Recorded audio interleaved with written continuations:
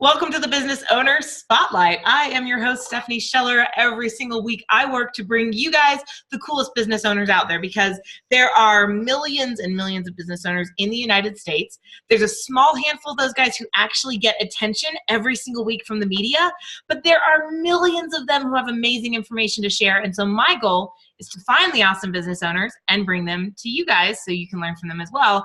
And I have got to say, we've had some cool stories on here, but I think the guy we got with us today has an even cooler story than I don't know what to compare it to, but this is awesome. I can't wait for you guys to hear it. Ryan, thank you for joining me. Thank you so much for having me, Stephanie. I really appreciate the opportunity to be here. Absolutely. So I think your story is phenomenal. It was the first thing that caught my eye going through your website. I was like, oh, this is cool. So why don't you share it with our listeners real quick? Yeah, for sure. So I am 28 years old. I started my love affair obsession with baseball started at a really young age. If you ask my mom, I always had a Super Ball in my hand. She was always having to reload Super Balls at the grocery store. And I always wanted to play. I always wanted to play with older kids. We grew up in a neighborhood in Massachusetts. My brother, that's where my family's from. And so my passion for baseball turned into the goal of, hey, I want to play in the big leagues. At age 19, I found myself as a sophomore in college up in Maine, freezing my butt off, really feeling the sense of urgency, like, wow, time's really ticking away on this dream. And at the time, I was aware of the fact that I was really far behind the curve in terms of what mattered, which was the objective measurement. So like a 60-yard dash, throwing velocity, your exit speed off the tee, things like that. And I just assumed that was a fixed trait, like you either had it or you didn't, because everybody told me that, hey, sorry, Paul, you're just slow, you just have a crappy arm, it's just going to be what it's going to be. Basically, enjoy your time and we'll send you out to the baseball glue factory.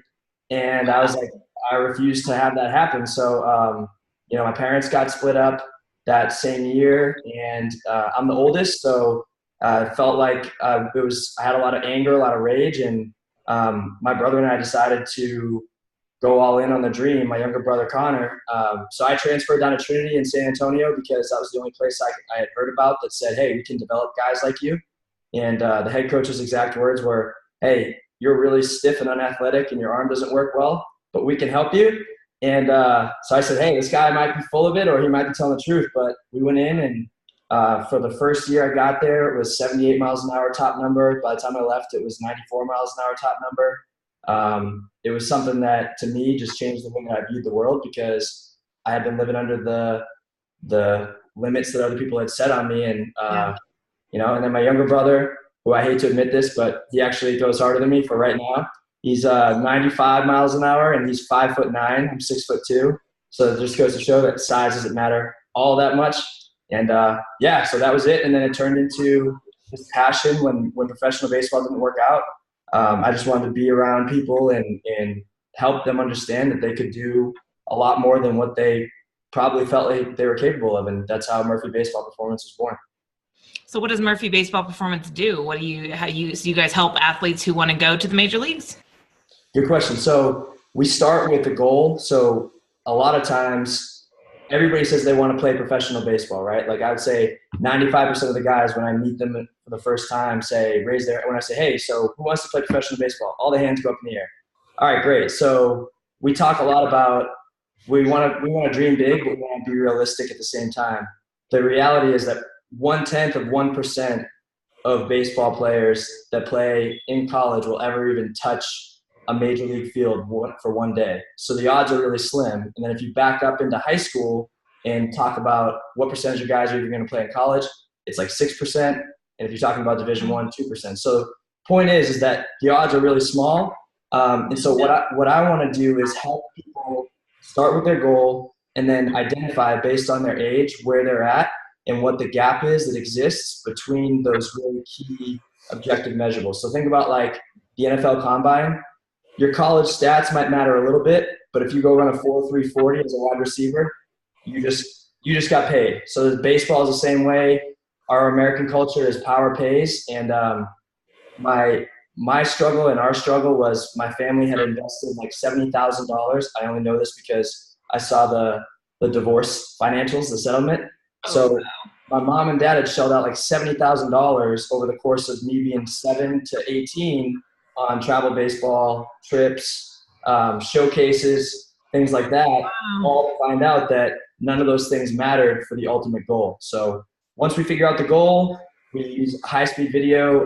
We use objective measurement to put a plan together to attack the weaknesses that exist, and then we ask for a lot of commitment from the athlete because nothing great is going to be accomplished without their buy-in, and we go from there.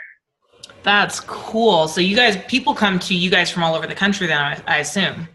Right. So we definitely are looking to expand and grow. For right now, the bulk of our clients are in the greater San Antonio area. We've got some out in the Houston area, and they come down from Austin and Waco as well. We've got a couple of guys that we've worked with that have played professionally. Some guys who we were on the front end with that had the chance to go up to that next level, and then other guys who ended up out of professional baseball because of either injury and or loss of velocity, throwing velocity on the pitching side. Mm-hmm. But yeah, for right now, what our thing is, we'll take anybody that's hungry and passionate. That's it. Nice. Well, I'm the same way. I was hiring someone recently, and the person who was helping me with the hiring was like, "Hey, well, this person's hungry," and I was like, "Let's go! Like, that's what I want. They can have less because if they're hungry, man, they will knock things out." I love that. Amen. Amen. I'm curious. So for me, it's horses and martial arts, and I see all these relations between horses and martial arts and business. Are there correlations between baseball and business that you see all the time? So that's awesome. Couple of things. So number one, my younger sister Cameron rode horses growing up, and my brother and I would always run our mouths and oh well, horseback riding is not a sport. And then the first time I tried to get on a horse, I realized I was wrong. It's a lot of work. A lot of work. Yeah, absolutely. And then martial arts. When we do the front end initial assessment, I always want to ask people about their athletic backgrounds. The best athletes that come to us are the ones that did martial arts, gymnastics, or wrestling. So those are the three. Yeah, those are the three. And I don't know what it is. My assumption is core strength, the ability to have balance, use the ground well. But to me, to answer your question, yeah, absolutely. I think that baseball as a medium and business as a medium are exactly alike. A lot of it is you've got to control what you can control. The best baseball players on the hitting side, the guys that make the Hall of Fame, fail 7 out of 10 times. And so it's about how well are you able to process that failure, and then how well are you able to get back into the arena and create confidence before results would make you feel like you should be confident. And I feel like that's the same in business. Nice. I love that. Do you ever get the chance, like when you're talking to some of these guys, like do some of them say, hey, you know what, I realized I don't want to go off and be a Major League Baseball player. I want to start, like, do you ever get to like mentor these guys as they move into life after baseball too? So that's awesome, because really the true mission for us is to develop exceptional human beings. Because the reality is, like, a lot of these guys aren't going to end up going to play professional baseball. We want to take a chunk out of the college scholarship if we can. That would be fantastic. If they can play pro, great. But what you just said is spot on. Our goal is a couple things. Number one, goal setting with our athletes is a huge thing. We do it on a daily basis. So big goals, long-term goals, and short-term goals. We also want them to become extremely self-aware because, like my challenge when I first started to get into college was, oh, wait a minute. You mean I thought I was like that far away from pro baseball, and I realized I was like way far away. So self-awareness through objective measurement, and then learning how to wring the towel dry no matter what. So like, hey, you're not going to have your 100% every day. But if you're not able to give your 100%, but you've got your 80%, you better get that 80%. And all those life lessons have transferred well to me in the business world, and they were all developed through baseball. That I love that. Wring the towel dry every day. I'm totally going to use that, because you're right. Like, we talk about it, and sometimes it's like, sometimes your towel is drier than other days. Oh yeah. You can't give as much water, but you still, oh my God, that's such a cool analogy. I definitely stole that from somebody else too. So I don't know who, but you can steal it too. You know what, honestly though, I'm at the point where I kind of believe there aren't a whole lot of cool new ideas in the world. I just think there's a lot of like rehashed ideas, and you just find somebody who's got a bunch of ideas you like and follow them. Amen. No, you're exactly right. Nice. So I love the fact you guys have a bigger mission and the goal setting. So real quick, oh my gosh, we're going through time so quickly here. Let's talk about goal setting, because I tell people, I'm like, you need a 500-year goal, you need a 10-year goal, you need a 5-year goal, 3-year, 1 year, 6 month, 3 month, 1 month, 1 week, and 1 day. And everyone's like, holy crap, how do you keep that straight, Steph? So, but I think it's crazy important. When did you guys start to realize, hey, the goal setting is one of the most important things for these athletes? For sure. So the place that my brother and I trained at out in the summers in college was called the Texas Baseball Ranch. It's on Honea Egypt Road in Montgomery, Texas. It is literally the middle of nowhere. It's what you would call a talent hotbed. And so when we were training out there, objective measurement, you drive up this windy road and it says on this big sign, leading the world in the objective measurement of baseball skills. Okay. And so we had just driven a beat up car all the way from Boston to Houston. And then we get to this place and we're like, wait, what? This is like the place that we're doing this at? This doesn't look like that place. And so anyways, it was the whole concept was you've got to know where you stand every day and you've got to be willing to take the leap every day. So that's where we really started to set goals. The big goals became, throw 100 miles an hour, get drafted. The small goals became gain 1/10 of 1 mile an hour on this specific drill with this specific weight. And then you started to see the correlation between the big goal, the small 1% wins adding up, and that gap closing. And then, to me, it just became a habit and a way of life. I love it. I always tell people, I reached 25 years old with my life and realized I had nothing to really show for it. And that was when I realized I had to start setting goals and moving towards them, because otherwise it's amazing how many people are sitting there right now going, holy crap, the year's over. What do we do now? Like, so many people who did nothing. So I'm a huge goal setting fan. That just makes Amen. Sense. No, and I think it's like, even today, like I'll be honest with everybody, today I missed this morning writing down my goals. And I could feel the momentum of my day. Instead of being like a really narrow focused, it was like there's just too much, especially with all that we've got going on, So I do that every day. I write down my goals and people are like, seriously, Steph, like, and I'm like, well, I don't write down the same goals every day, but you got to write down your goals every day. It keeps you focused. So dude, you're making me all happy here. Like, this is all stuff that I do. Something share in the craziness. Well, to me, it's what's crazier, writing down your goals every day or writing down your goals on January 1st every year and then bailing on them? Right. Yeah. 70% of people have already given up on their goals by, I think, the end of January. And then like 95% have given up by the end of April. It's like, it's ridiculous.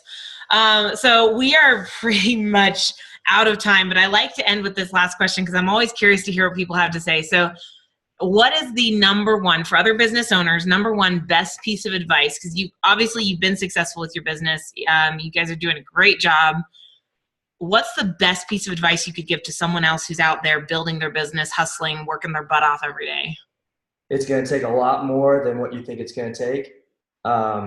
The goal setting, if you're not writing your goals down every single day, you're really going to slow the path to success down.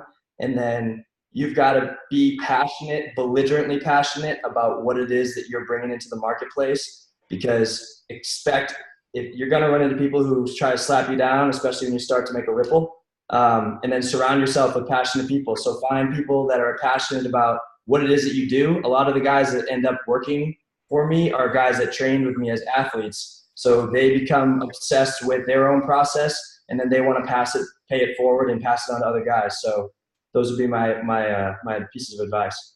That's awesome. I do the same thing. I'm like, you got to find the people. So I often have people who end up working for me are people who have attended my events and worked with me one-on-one. And like, I just find they make the best. They're already excited about what you're doing. They already know the process. So I feel like it just makes a great backup for you. Because then they keep, like, what I've found is they keep me excited too.